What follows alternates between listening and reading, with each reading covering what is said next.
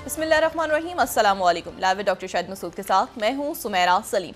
नाज़रीन, सराय के मुताबिक पार्लियामेंट के दोनों ऐवानों का इजलास SCO सरबराह कॉन्फ्रेंस के बाद बुलाने का फैसला किया गया है, जबकि मौलाना फजल रहमान साहब की जानिब से आईनी तरमीम पर अपना मुसविदा 2 से 3 रोज़ में हुकूमती टीम के हवाले किया जाएगा। दूसरी जानिब कौमी असम्बली के स्पीकर अयाज सादिक साहब ने मखसूस नशिस्तों के फैसले के लिए इलेक्शन कमीशन को एक और खत लिख दिया है, जिसमें कहा गया है कि मखसूस नशिस्तों से मुताल्लिक जल्द फैसले से इस हवाले से जो उबहम पैदा हुआ है वो खत्म हो जाएगा। वफाकी काबीना का आज इजलास हुआ, जिसमें सियासी और माशी सूरत हाल पर भी गुफ्तगू की गई। इसके अलावा भी दीगर मौज़ूआत पर आज हम गुफ्तगू करेंगे। स्टूडियो में हमारे साथ मौजूद हैं डॉक्टर शाहिद मसूद। अस्सलाम वालेकुम डॉक्टर साहब। डॉक्टर साहब, पार्लियामेंट के दोनों ऐवानों का इजलास SCO कॉन्फ्रेंस के बाद बुलाने का फैसला किया गया है। क्या हुकूमत की जानिब से आईनी तरमीम के हवाले से जो तैयारी थी वो मुकम्मल कर ली गई है? बड़ा इरेलीवेंट सा है इस वक्त। मुझे नहीं पता कि आईनी तरमीम इस वक्त आने से क्या होगा, क्योंकि ये जो आईनी तरमीम है ये अदालती इस्लाहात के लिए आ रही हैं, और अदालती इस्लाहात जो हैं वो एक बहुत अहम इशू है। वो आईनी अदालत बने या क्या सिलसिला, अदालती इस्लाहात इस मुल्क का बहुत अहम, ये बिल्कुल ऐसे ही जैसे पुलिस रिफॉर्म्स, ये बिल्कुल जैसे FPR रिफॉर्म्स, ये बिल्कुल ऐसे ही जैसे तालीमी निज़ाम में, हेल्थ में। तो ये तो आवाम के सामने इसको पेश करना चाहिए और इसकी हर शिक के ऊपर बहुत बहस होनी चाहिए। अदालती निज़ाम तो देखें, आईनी जो मामलात हैं उससे एक आदमी जो आम आदमी है मुल्क का, उसका शायद कोई उस पर फ़र्क पड़ता हो, लेकिन वो तो रोज़ थाने कचहरियों के चक्कर काट रहे हैं ना।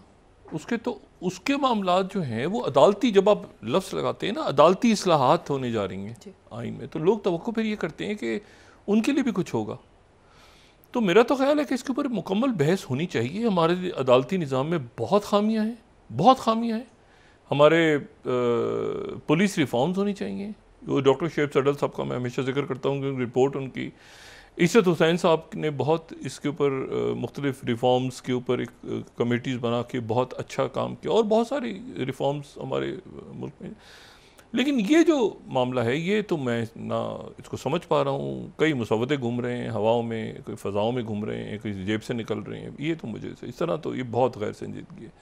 तो इस पर डिबेट होनी चाहिए मेरा ख्याल है खुल के, और इसके ऊपर इस पर हमें पता चले, आम लोगों को पता चले कि उनके लिए अच्छी इसमें क्या। मैंने कहा ना, अदालती निज़ाम जो है वो बाकी सारे सिस्टम्स के तरह अदालती निज़ाम का भी बेड़ा गर्क हुआ है, लेकिन उस अदालती निज़ाम को ठीक करने के लिए जो है वो इस तरह तो नहीं होता ना कि एक आदमी दूसरे आदमी से मिल रहा है तो दूसरा तीसरे से मिल रहा है, तो उसने कहा मैं इसके बंदे तो नहीं, अच्छा मुनासिब नहीं लगता। ये हमारी संजीदा, मैं उम्मीद करता हूँ कि हमारे जो काबरीन है वो संजीदगी का ज़रा मुजाहरा करेंगे। अच्छा, इस तरह अच्छा भी नहीं लगता। वो उससे मिला, उसने कहा वोट दे दो, उसने कहा नहीं दूँ, क्या मैं इस पर जो है ना मज़ीद अपना जो है ना, पहले बड़े मसाइल हैं दुनिया में, तो इसके ऊपर मैं मज़ीद अपना नहीं, बस मैं उसी बात के ऊपर हूँ। 3 इश्यूज़ हैं हमारे, ये मेरा नुक्ता नज़र है जो गलत भी हो सकता है। एक हमारा सिक्योरिटी का थ्रेट है, जो इंटरनल और एक्सटर्नल सिक्योरिटी है, और वो कॉन्स्टेंट इशू है मुस्तकिल, जिसमें पुलिस भी है, जिसमें इंटेलिजेंस के आपके सारे, और वो बरह रास्त लिंक है आपके पॉलिटिकल स्टेबिलिटी के साथ।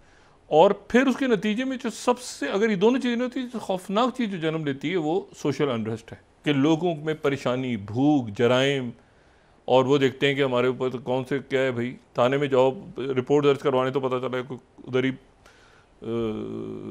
अजीब व गरीब किस्म के मामलात हैं पूरे मुल्क में। तो ये इसको हमें सोशल अनरेस्ट, बेरोज़गारी और इकॉनमी यहाँ पे खड़ी है, तो ये वो इश्यूज़ हैं। ये बाकी सारी फजूलियात है, और उस वक्त तक ये तमाम इश्यूज़ ठीक नहीं होंगे। कोई एक पैसा नहीं मुल्क में लगाने को तैयार होगा जब तक रिफॉर्म्स नहीं करेंगे। या हर थोड़े दिनों बाद एलीट कैप्चर आ जाता है ना, फिर किस्त आ जाती है IMF की, तो फिर सब गोलगप्पे खाने बैठ जाते हैं। फिर थोड़े दिनों के बाद वो आता है मिनी बजट आ गया, ये हो गया, फिर भागो दौड़ो आगे पीछे। तो आपका जब तक अकाउंटेबिलिटी नहीं होगी across the board, political wish hunting नहीं, तो उस वक्त तक मामला आगे मुल्क के आगे नहीं बढ़ेगा। मेरी राय है, वो जो गलत भी हो सकती है, लेकिन ये कि उस वक्त तक जब तक पता ही नहीं होगा कि कैसे कहाँ गया पैसा इतना सारा, ये IPPs क्या है, ये कभी चल रही हैं, चला जा रहा है, पैसा मिल रहा है, मतलब, और एक थोड़ी कोई मामला है, बहुत सारे मामलात हैं। ये इशूज़ है मेरा ख्याल से इस वक्त, तो उन पे हमें ज़्यादा तवज्जो देनी चाहिए। और हमारे पास शायद जो आसपास के हालात हैं दुनिया के, वो ज़्यादा वक्त भी, मेरा तो ख्याल है कि हम ऑलरेडी बहुत मामलात में, मैं तो खुल के कह रहा हूँ, बहुत मामलात में पीछे हैं इस वक्त। हमारी फ़ॉरेन पॉलिसी बुरी तरह से मुतासिर हो रही है ये अंदरूनी इंतशार और खलफिशार की वजह से। और उसके नतीजे में सिक्योरिटी क्राइसिस कभी पैदा होता है, कभी और मामला उलझते हैं। तो इससे हमें जितनी जल्दी हम निकलें उतना बेहतर है। बड़े हैरान कुन वाक़यात हुए हैं पिछले 24 घंटों में, हैरान कुन वाक़यात, जिनमें से एक वाक़या तो ये है कि जो हिज़्बुल्लाह के लेबनान, हिज़्बुल्लाह के जो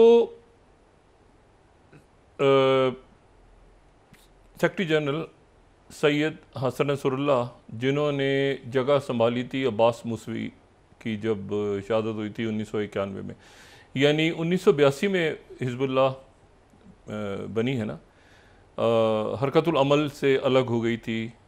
हरकतुल अमल थी, ये सारे जितने भी हिज़्बुल्लाह में लोग मौजूद थे ये सारे हरकतुल अमल में थे। हरकतुल अमल सैयद मूसा सदर की जो कि लीबिया जाते हुए गायब हो गए थे, पता नहीं चला उनका। तो वो जब इनकलाब ईरान आया तो उसके बाद ये हिज़्बुल्लाह जो है अलग हुई। हरकतुल अमल अपनी जगह पे मौजूद रही, कम है, मौजूद रही और कम है, यानी उनकी वो पावर नहीं रही, लेकिन हरकतुल अमल मौजूद है। तो अब नबी बेरी वहीं से है ना, तो इशू ये है कि ये जो स्पीकर हैं पार्लियामेंट के, इशू ये है कि Hassan Nasrallah, Sayyed Hassan Nasrallah की शहादत हो गई और उसके बाद जो है वो हाशिम सफ़ीउद्दीन जो हैं वो एक मुस्तकिल, लेकिन उससे पहले अबूरी जो एक हमारे सामने शख्सियत आई वो नईम कासिम। अभी सैयद नईम कासिम जो है ये जो है ये जब अब्बास मुसवी की शहादत हुई थी 1991 में, उनको हेलीकॉप्टर से निशाना बनाया गया था और उनके साथ उनकी अहलिया भी थी और उनके साथ उनका छोटा बेटा भी था 4 साल। तो उस वक्त ये हुआ था कि जो हसन नसरुल्लाह तो आ गए थे सेक्रेटरी जनरल, और फिर डिप्टी सेक्रेटरी जनरल जो हैं वो उनकी पोस्ट ये नईम कासिम ने संभाल ली थी। ये जो नईम कासिम है, ये नईम कासिम भी हरकतुल अमल में रहे और इन्होंने ही 1 तारीख को एक 1 अक्टूबर को एक बयान में कहा था कि सैयद हसन नसरुल्लाह की शहादत हुई। इन्होंने उस दिन इनका जो खिताब था वो कोई 19 मिनट का था, आज इन्होंने कोई 30 मिनट का एक खिताब इनका हुआ है, जो कि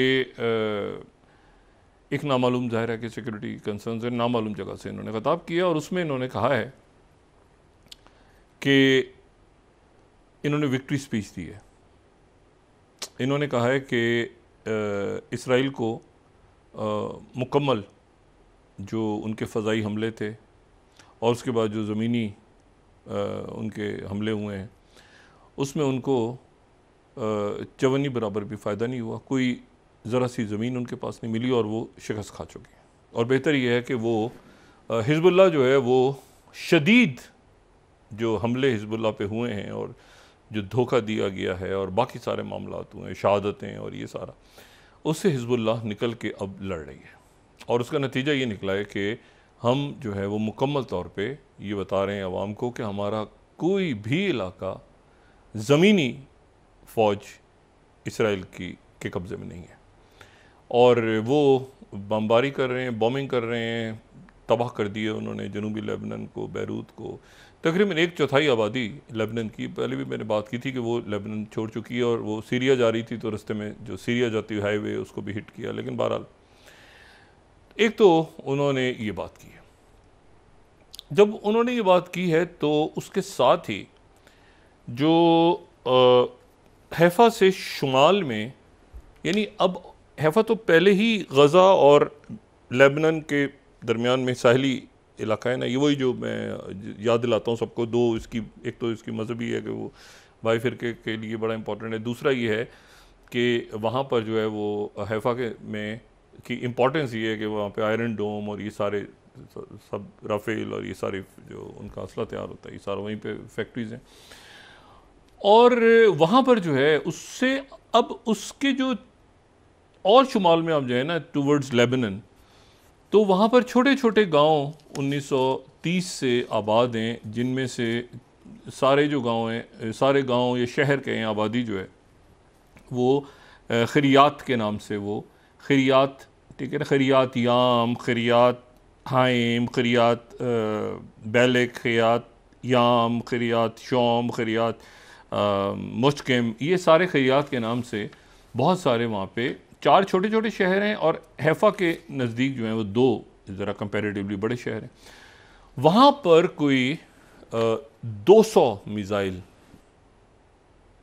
लेबनान से आए हैं पिछले 24 घंटों में, और लेबनान से मुकम्मल तौर पे इस वक्त जो है वो शुमाली जो इलाका है इसराइल का, वो हदफ है। अच्छा, इन्होंने जो ख़िताब किया है, इन्होंने कहा कि हम अभी भी जो है वो जंगबंदी का मामला और उसके ऊपर हम कायम हैं, और हमें जो है वो उम्मीद है कि दुनिया जो है वो जंगबंदी की तरफ जाएगी। लेकिन इनकी जो तकरीर है, उस तकरीर के दौरान इन्होंने हिजबुल्लाह की तरफ से प्री कंडीशन नहीं रखी एक, यानी इन्होंने जंगबंदी की बात तो की इसराइल और लेबनान के साथ, लेकिन इन्होंने वो ये नहीं कहा कि इस दौरान गज़ा के अंदर जो है वो भी जंगबंदी की जाए, तो गज़ा का नाम इन्होंने अपनी स्पीच में नहीं लिया, ठीक है। यानी इन्होंने बात की कि लेबनान के साथ एक मामलात और सारे जो। अच्छा, इसी दौरान जो है, अभी मैं इस पे आता हूँ कि इन्होंने इसका नाम, इनका नाम क्यों नहीं लिया गज़ा का नाम। ये तो क्योंकि गज़ा की वजह से ही तो हिजबुल्लाह ने ये सारा शुमाली महाज खोला था इसराइल का, और वहाँ से 60-70 हज़ार बंदा जो है वो इसराइल का वो वस्ती, मैंने बहुत कम जगह है इनकी, तो ये तो सेंट्रल और जो सदर्न इसराइल है वहाँ पर आए हुए हैं। लेकिन इसमें जो एक इम्पॉर्टेंट बात है वो ये है कि प्रेसिडेंट बाइडेन जो हैं उन्होंने नेतन्याहू को यहाँ से पकड़ लिया है। ये मैं इसको प्रॉपर आपको बताऊं, नेतन्याहू को यहाँ से पकड़ लिया है बाइडेन इंतजामिया ने। अच्छा, और उन्होंने कहा है कि बच्चों, एक तो ईरान के न्यूक्लियर साइट्स पे अटैक नहीं होगा, पहले उन्होंने ये कहा। फिर उसके बाद उन्होंने ये कहा कि बच्चों, इसराइल को ये कहा कि ईरान की का जो ऑयल और गैस का जो इंफ्रास्ट्रक्चर है उस पर भी अटैक नहीं होगा। तो फिर अटैक कहाँ होगा, ये कल भी हम पूछ रहे थे ना, सोच रहे थे अटैक, तो वो यहाँ से पकड़ लिया बाइडेन ने। और उन्होंने कहा है ये इसराइल जो है ये पहले यूरोपियन कमांड में था अब्राहम अकॉर्ड्स होने से पहले, उसके बाद ही सेंटकॉम में आया है। तो सेंटकॉम भी आया है, और ये सेंटकॉम में भी 3-4 साल, यानी जब ये अब्राहम अकॉर्ड्स हुए तो उसके बाद इसको सेंटकॉम में डाल दिया कि भाई, पहले इसको यूरोप देखता था, और बड़ी अजीब सी बात है यूरोपियन कमांड में था, हालांकि सेंटकॉम शुरू हो जाता है ये पूरा।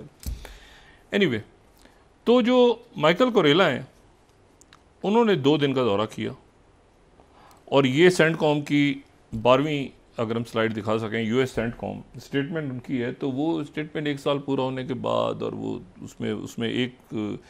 उसमें उन्होंने बात की है, अगर ये 12वीं उनका हम एलामिया देखें तो उन्होंने कहा है कि यार 1 साल मुकम्मल हुआ 7 अक्टूबर का, तो वहाँ पे वो थे सारे। लेकिन जो असल बात है वो उन्होंने ये कहा है कि इसके बाद जो भी कुछ करेंगे आप, जो भी कुछ करेंगे, ठीक है, मिलिट्री टू मिलिट्री, सेंटकॉम और इस्राएली डिफेंस, जो भी कुछ करेंगे इसके बाद वो पहले आप अमेरिका को बताएंगे।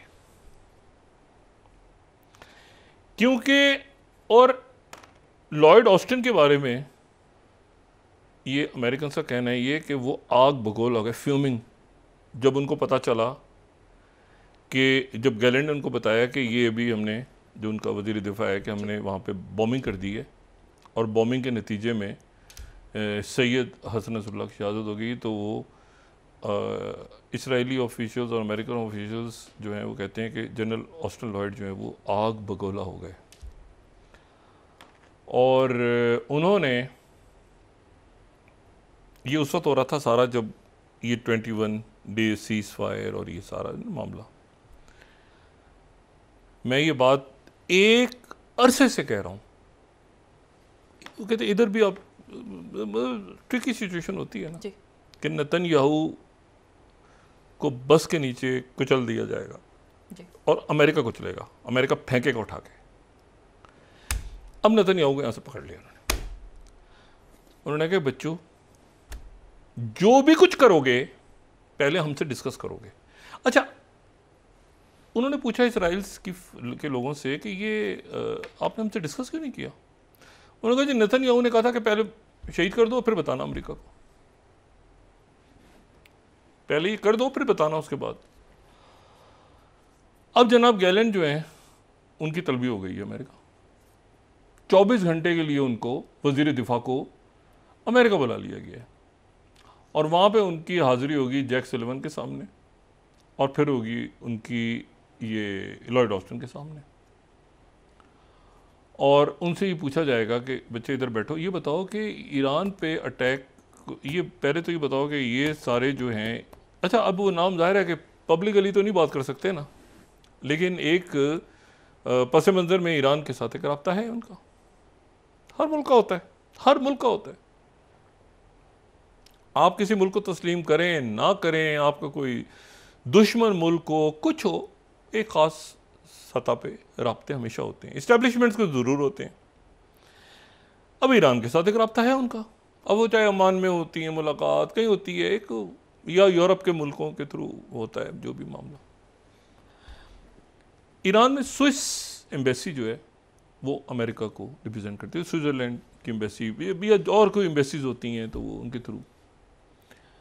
अच्छा, तो बात यह है कि हमने इसराइल को मैसेज पहुंचाना होता है तो हम किसी ऐसे मुल्क से बात करते हैं कि भाई ये मैसेज तरफ पहुंचा दो। हम इसराइल को नहीं मानते लेकिन ये मैसेज वहाँ पहुंचा दो, जो हमारे साथ भी अच्छे ताल्लुकात रखता हो और इसराइल के साथ भी रखता हो, तो कोई मुल्क दरमियान में कोई ना कोई हमेशा एक राब्ते होते हैं।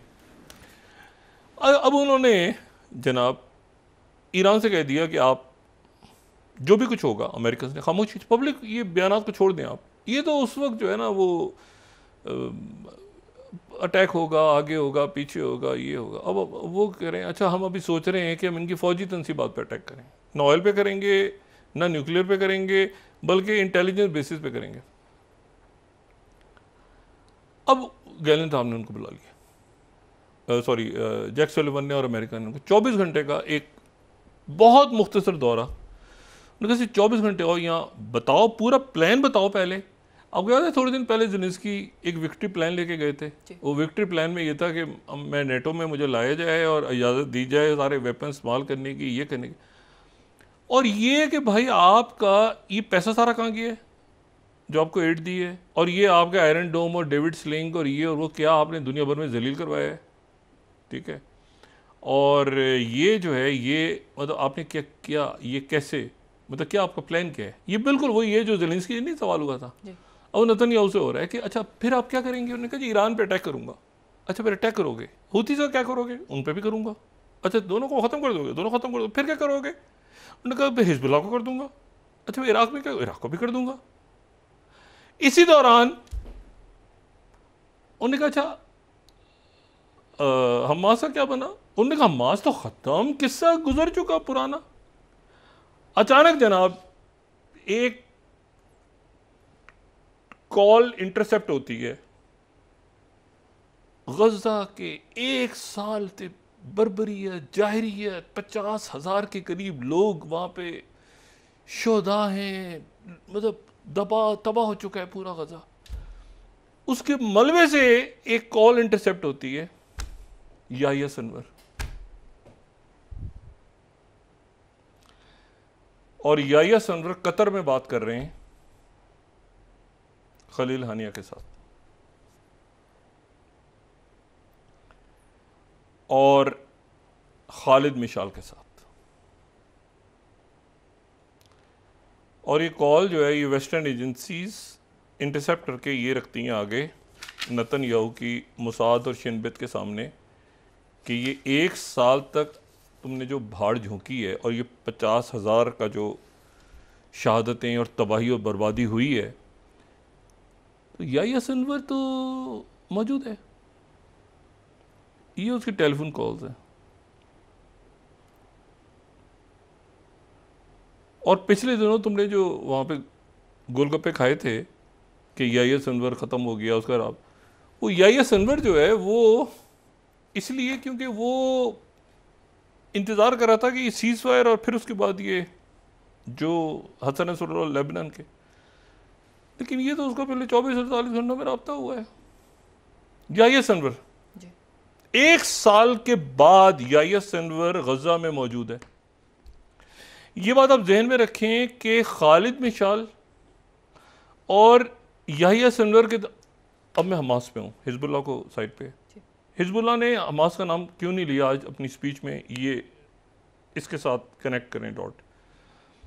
ये बात आप जहन में रखें कि जो अब्बास मूसवी हैं ना, जो शहीद हो गए थे वो 1991 में, जब उनको शहीद कर दिया, वो ज़रा आप समझ लें कि ज़रा मुज़ाकरात और ज़रा एक उनका थोड़ा सा धीमा मिजाज, ये ज़रा एक स्ट्रेट फॉरवर्ड और बड़ा वाज़ेह मौक़िफ़ रखते थे सैयद हसन नसरुल्लाह। अब खालिद मिशाल और याहिया सिनवर के दरमियान में एक शख्सियत आई और जो शहीद हो गई, जो कि इस्माइल हानिया थे। वो इन दोनों सख्तगीर और बिल्कुल स्ट्रेट फॉरवर्ड शख्सियत से धीमा मिजाज रखते थे, उनको शहीद कर दिया। खालिद मिशाल से मुलाकातें हुई हैं, तो मेरे इस प्रोग्राम में भी आ चुके हैं। तो वो जो है वो इस्माइल हानिया से भी, इन सब लोगों से जाहिर है कि तो प्रोग्राम्स में आए हैं। अब इशू ये है कि ये खालिद मिशाल जो हैं, वो जब ये मामला ज़रा गए कि जी मुफाहमत कहीं बातचीत आ गई, तो खालिद मिशाल पीछे हटे और इस्माइल हानिया आगे आ गए और गज़ा से वो आगे आ गए और उधर याहिया सिनवर। अब जो याहिया सिनवर की कॉल इंटरसेप्ट हुई है 1 साल के बाद, ये मोसाद की तारीख नहीं, ये शायद दुनिया की जो इंटेलिजेंस एजेंसीज की तारीख का बदतरीन फेलियर है कि याहिया सिनवर 1 साल के बाद जो है वो मौजूद हैं। और याहिया सिनवर की जो कॉल की इंटरसेप्शन है, ये अमेरिकन ने चूंकि रखी है सामने उनके, तो अब ये जो है ये एक इंतहाई खौफनाक बात है। 17वीं slide. After silence and speculation, Hamas top leader Yahya Sinwar reestablishes contact with Qatar. ठीक है, तो याहिया सिनवर जो हैं, उनकी ये जो कॉल है ये इंटरसेप्ट हुई है। याहिया सिनवर अपनी जगह पे मौजूद हैं। अब आप जा रहे हैं लेबनान को फतह करने, और आप गज़ा अलमिया जो गज़ा में हुआ है, वो तो नेतन्याहू को रोक दिया। इससे पहले आप देखें कि जॉर्डन का स्टेटमेंट आया था कि दोनों तरफ से जॉर्डन को हम इस्तेमाल नहीं होने देंगे, बैटलफील्ड नहीं बनने देंगे।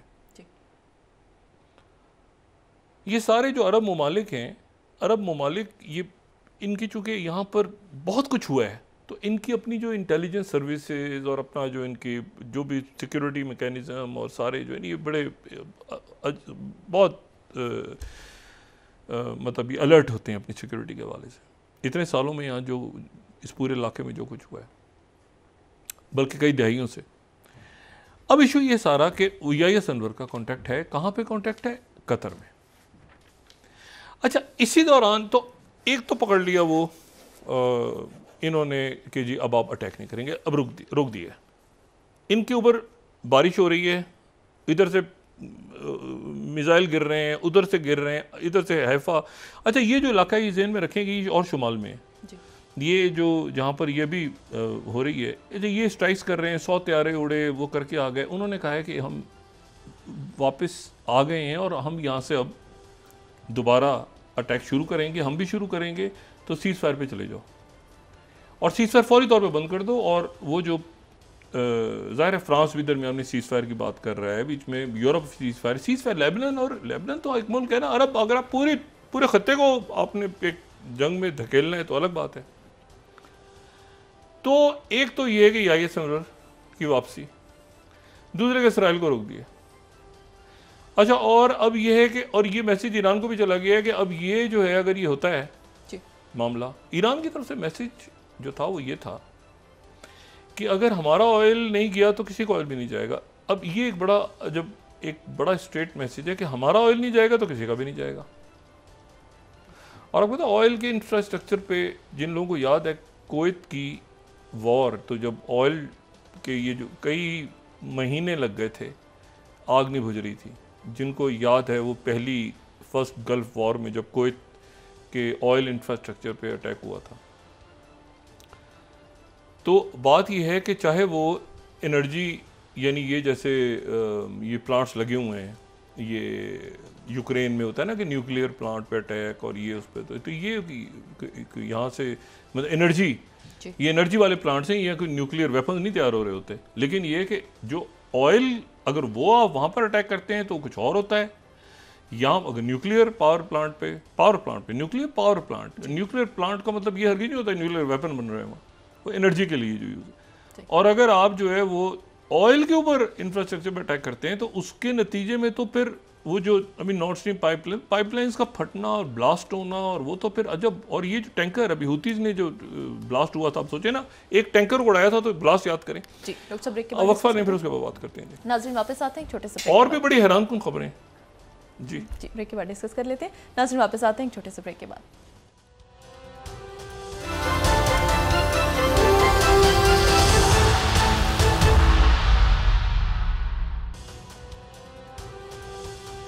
वेलकम बैक नाज़रीन। डॉक्टर साहब आप ये कह रहे थे कि आईनी तरमीम का जो मामला है अब इसको हल हो जाना चाहिए। जी इसको हल हो जाना चाहिए बिल्कुल। और ये बड़े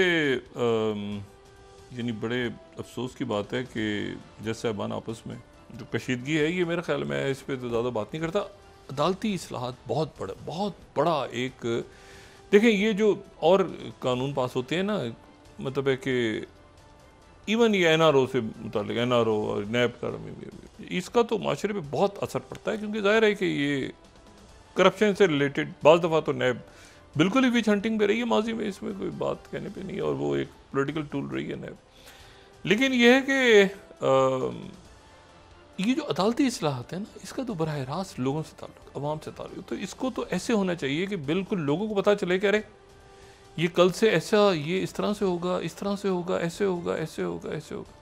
जैसे FVR वाले बता रहे हैं ना कि ये टैक्स आपने ऐसे जमा करवाना है, ऐसे करवाना है, ये तारीख है, ये मतलब एक उसमें मुज़ाकरात भी होते हैं, मान रहे हैं लोग, नहीं मान रहे, वो लगे हुए हैं ना FVR। इस तरह लोगों को पता चले कि भाई ये अदालती इस्लाहात से क्या होगा, उनकी ज़िंदगी में क्या असर पड़ेगा। एक अदालत उधर बनेगी, एक उधर बनेगी, चाहे उधर बनेंगी, 5 उधर बनेगी, इस तरह ये अदालती इस्लाहात हैं ये। मतलब मुझे कोई कह के पुलिस की इस्लाहात में करें, तो मैं को ऐसा करो 50 थाने में उस इलाके में मजीद थाने लगा के और 5000 पुलिस वाले, और इस तरह होता है। मतलब कोई मुझे नहीं पता। बहरहाल मैं उम्मीद करता हूँ कि इसके ऊपर बड़े एक प्रॉपर डिस्कशन होगा और उसके बाद हम आगे बढ़ेंगे इससे और निकल जाएंगे इंशाल्लाह। Man made crisis, hunger game, power game. अच्छा, इशू और खित्ते के अंदर ये 3-4 इशूज़ हमारे बड़े इंपॉर्टेंट। एक और जो वाक़या हुआ है हैरानकुन, कुछ ज़्यादा ही हैरानकुन वाक़या है, और हैरानकुन भी नहीं है बल्कि इसकी ये मौजूद था अपनी जगह, लेकिन ये उभर के बहुत चीज़ें होती हैं ना कि वो कहते हैं अंडर द कारपेट आप फेंक देते हैं इश्यूज़ को। हम भी कमाल रखते हैं वैसे, अपने जो हमारे इश्यूज़ हैं हम उन्हें वक्त पे हल नहीं करते। हो जो पहाड़ बन के आ जाता है तो फिर उसके लिए अच्छा करप्शन हो गई इतने सालों में, जब हो रही थी तो सब सो रहे थे। अच्छा वो मतलब अच्छा ये हो गया था, ये हो गया था, फिर नए सिरे से बिस्मिल्लाह। आपको पता है कितने एंटी करप्शन अदारे हैं पाकिस्तान में, और उसके बावजूद एंटी स्मगलिंग 1-2 आपके अदारे होते हैं सॉलिड मुल्कों में, और वो सारा काम करते हैं। अमेरिका में FBI है, ये उनकी सी वो 500 बना लें अदारे अपने, मुल्क नहीं चलेगा इस तरह। वो बिल्कुल एक कमांड होती है। एनीवे, ये जो मकबूजा कश्मीर में हुआ है ये कुछ अजीब ही मामला हो गया है। और ये हुआ है कि वहां पे नेशनल कॉन्फ्रेंस जीत गई है उमर अब्दुल्ला की। वो मुझे उस ज़हीन आदमी की तलाश है। वो कहते हैं ना 1 मिनट ठहर जाओ, धक्का किसने दिया था वो लोग जो हैं, एक आदमी कूद गया बच्चा बच्चा गिरा हुआ था, लोग सारे जमा थे, बच्चे को कोई निकाल नहीं रहा था। तो एक आदमी ने जनाब छलांग मारी, ओ गांव वाले खुश हो गए, उसने बच्चे को निकाल के ऊपर लाया, लोगों ने सर पे उठा के उसको नारे लगाने शुरू कर दिए। उसने आहिस्ता से किसी से पूछा कि बाकी बातें तो अपनी जगह बताओ, मुझे धक्का किसने दिया था? तो बात यह है कि ये कौन ज़हीन आदमी है जिसने प्राइम मिनिस्टर मोदी से कहा था कि मकबूजा कश्मीर में आप इलेक्शन करवाएं। अब इलेक्शन हुआ है और वहाँ पे उमर अब्दुल्ला जीत गए। उमर अब्दुल्ला जो हैं ये यानी अब ये अगले अच्छा, वहाँ पर जो हरियाणा का रिजल्ट आया है उसमें बीजेपी जीती है, उसको कांग्रेस ने मानने से ऐलान कर दिया। ये उनके इंटरनल पॉलिटिक्स है, लेकिन चूंकि इसका एक मैं उनकी कभी इंटरनल पॉलिटिक्स पे बात नहीं होती, लेकिन जो एक रीजनल या ग्लोबल लेवल पे बात होती है उस पर हम डिस्कस करते हैं।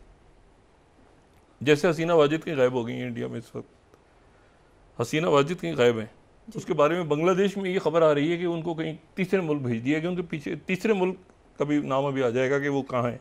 बहरहाल किसने पंगा लिया है डॉक्टर यूनुस से। वो उमर अब्दुल्ला जो हैं वो जीत गए। ये इसका मतलब ये हुआ कि उमर अब्दुल्ला जिस नारे की बुनियाद पे वो जीते हैं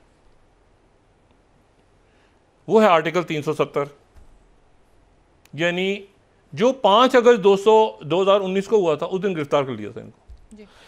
ये शेख अब्दुल्ला के पोते हैं और फारूक अब्दुल्ला साहब के ये साहबजादे हैं, और ये तीनों जो है ये वज़रा आला रह चुके हैं, और अब ये 2009 में भी पहली दफ़ा उन्हें तो यंग थे बहुत, अभी भी यंग है वैसे, लेकिन ये है कि ये जनाब वहाँ पे जीत गए। अच्छा, जम्मू का जो इलाका है वहाँ पे ज़ाहिर है थोड़ी हिंदू आबादी ज़्यादा है, तो वहाँ पे बीजेपी जीती, लेकिन हम तो पूरी उसकी बात कर रहे हैं ना, जम्मू कश्मीर। तो अगले चीफ मिनिस्टर जो हैं वो होंगे उमर अब्दुल्ला। अच्छा, अब ये जो एक सूरत हाल बनी है, अच्छा पहले तो उसको कंप्लीट करें जो खिंचाई होने जा रही है। ये 9th स्लाइड ज़रा द हिल दिखाएं। Austin to meet Israeli defence minister Pentagon. Pentagon बुला लिए, पेंटागन बुला लिए, आगे पहले बता के जाओ ज़रा कि क्या मामला हैं। ठीक है, क्यों बुलाया भाई पेंटागन? मैंने तो कहा ना वो सारा पहले प्लान बताओ, पूरा प्लान बताओ कि कहाँ पे करोगे, क्या करोगे। अच्छा, उसके बाद जो है वो ये 21st slide, Omar Abdullah to be first chief minister of Jammu and Kashmir union territory. लेकिन यूनियन टेरिटरी को तो ख़त्म करना है। अच्छा, union territory Congress worker celebrate. अच्छा, उमर अब्दुल्ला जो है वो, अच्छा उसके बाद ये जो है ये वहाँ पर भी कुछ हमारे वाला इशू चल रहा है हरियाणा के अंदर। ये 26वीं स्लाइड, कांग्रेस ने इल्ज़ाम लगाया है कि वो जो टेम्परिंग हुई है उनकी भी पड़ोस का असर तो आगे पीछे हो जाता है ना, तो उनके यहाँ भी ये हुआ है कि जी कांग्रेस ने कहा है कि ये धांधली से हरियाणा में जीते हैं। तो हरियाणा का जो रिज़ल्ट है वो कांग्रेस ने मानने से इनकार कर दिया। हरियाणा ये ज़ाहिर है जहाँ पे किसानों के हिसाब वगैरह, लेकिन मैं आपको सिर्फ बता रहा हूँ कि वो वहाँ पर कांग्रेस ने मानने से इनकार कर दिया। लेकिन जो मकबूजा कश्मीर में तो इतनी वाइड, बहुत वाइड है ना, वहाँ पर ये 46, अगर जम्मू कश्मीर में तो 46 और इसके साथ हम मिला लें ये 51 गालिबन वहाँ पे हैं 90 सीट्स में से, तो 51, और हरियाणा में जो हैं वो वहाँ पर बीजेपी की, तो वो उन्होंने मानने से इनकार कर दिया। उन्होंने कहा ये धांधली हुई है यहाँ पे और एक्सेप्टेबल नहीं है रिजल्ट्स। और ये 27 slide, Haryana assembly elections, Congress कह रही है एक्सेप्ट नहीं करेंगे हम, लेकिन उमर अब्दुल्ला जो हैं, उमर अब्दुल्ला के ऊपर तो वहाँ पे इशू जो है वो रिजॉल्व है, क्योंकि बहुत बड़ी बड़े मार्जिन से बड़ी क्लैरिटी आ गई है। अब ये 370 के ऊपर इन्होंने कहा था, इनको गिरफ्तार कर लिया था उस दिन। फिर उसके बाद 6 महीने के बाद जो है वो जब ये ख़त्म हुआ इनका कोई मेरे ख्याल से कोई गिरफ्तारी का था 6 महीने बाद, तो फिर इनको सिक्योरिटी के ऊपर गिरफ्तार कर लिया दोबारा।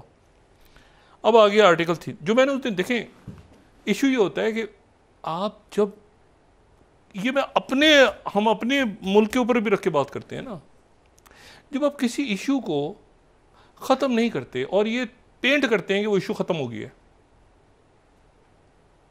आप पेंट करते हैं, जाली पेंट करते हैं कि ये ख़त्म हो गया इशू, मुल्क में करप्शन नहीं है जी, बड़े सब सारा दूध और शहद की नहरें बह रही हैं और बड़े ज़बरदस्त आपके एलीट जो है वो तो सुबह शाम जो है वो गरीबों के दुख में रोती रहती है। ये जब इस तरह की बातें हम करते हैं ना कि 370 वक्ती तौर पे तो हो गया। अब उन्होंने असला नहीं उठाया, वहां पर कोई आर्म्ड स्ट्रगल भी नहीं हो रही, मुसल्लह जदोजहद, वोट की पावर। ये पाकिस्तान में भी वोट की पावर को अगर कभी आप नहीं मानते ना, और नहीं मानेंगे, वोट की पावर जिसको भी पढ़ाओ वोट, चाहे आपको पसंद हो या ना पसंद हो, अवाम की राय का आपको एहतराम करना है। अगर आप ये 45-47 का चक्कर चलाएंगे तो यहां पर सोशल अनरेस्ट होगा। वहां पर चूंकि जुल्म हो रहा था वो लोग चुप करके बैठे रहे। 5 साल बाद इलेक्शन हुआ, वोट की ताकत इस्तेमाल की उन्होंने, और उमर अब्दुल्ला को सिर्फ 1 पॉइंट के ऊपर मिला है वोट, कि आपने 370 को, ये 370 के ऊपर और उसका जो दूसरा सेक्शन है 370 है, इनको आपने जो है खत्म करवाना है, यानी वापस लेके जाना है 4 अगस्त 2019 पे। अब उन्होंने जो स्पीच की है पहली उम्र, देखिए होता है, मैंने कहा ना कि आप कभी अवाम के, अपने मुल्क के लोगों की राय के अगेंस्ट मत जाएं, मत थोपें उनके ऊपर कुछ भी। अब क्या हुआ जनाब, 370 है, गुडी गुडी है, खत्म हो गया कुछ। अच्छा, पाकिस्तान की तरफ से एहतजाज, ज़ाहिर है पाकिस्तान की तरफ से तो एहतजाज है, और वो जो भी पाकिस्तान के ऊपर इल्ज़ामात माजी में लगते रहे और जो एहतजाज होता है। अब इसमें तो पाकिस्तान नहीं है ना, पाकिस्तानियों ने जाके वोट डाल दी है। ये क्या हुआ है सारा, मतलब एक, और बल्कि वो उमर अब्दुल्ला जो है, उन्होंने कई दफ़ा जब पाकिस्तान की तरफ से बात भी हुई है, ये तो मैं ही कर रहा हूँ बात, अभी और किसी ने ये डिस्कस नहीं किसी जगह हो रहा, मतलब उन्होंने इस बात में नापसंदगी का इजहार भी किया है कि भाई हमारा मामला है, पाकिस्तान क्यों आप बात करता है बीच में। बात भी सही है, वो मकबूजा कश्मीर में हैं और वहाँ इलेक्शन हुआ है, पाकिस्तान का नुक्ता नज़र जो है वो तो ये है कि वो पाकिस्तान का हिस्सा है, लेकिन बहरहाल ये दरमियान में कहीं मामला आगे जाके। लेकिन मैं आपसे सिर्फ ये कह रहा हूँ कि अभी तो आप 370 को लेना, 370 आर्टिकल 370 एक इशू था जो वहां के लोगों को वो फैसला कबूल नहीं था, वो खामोश रहे। वो 5 साल तक वहां पर एक क्या रहा कि कोई नहीं, उनको जिस दिन वोट डालने का हक मिला उन्होंने उस आदमी को वोट डाल दिया जिसने सिर्फ एक नारा लगाया था कि मैं ये बहाल करूंगा, 4 अगस्त 2019 पे लेके जाऊंगा कश्मीर को। उसकी सिर्फ ये स्ट्रेंथ है। पहले भी तो ये वजीर आला बन चुके हैं ना, ये तो मेरा मकसद कहने का ये है कि वो ये कहेंगे ना बरेड अलाइव। अब आर्टिकल 370 के ऊपर जीते हैं जनाब, मुझे बताएं उमर अब्दुल्ला, और आर्टिकल 370 महबूबा मुफ्ती ये वो सब सारे फारिग हो गए, और आर्टिकल 370 अब एक नया नहीं, हमेशा ये 2019 में भी था, ये बरेड अलाइव हो गया था ना इशू। उमर अब्दुल्ला साहब के पीछे पब्लिक लगी हुई है कि आपने एक ही वादा हमसे किया था, ये रोटी और ये पुल बनाऊंगा और फलां करूंगा ढमाका करूंगा, ये नहीं। अवाम बड़े बाशऊर हैं, ये हमसे ये उल्टी पलटी। आर्टिकल 370 इस पे वोट दिया आपको।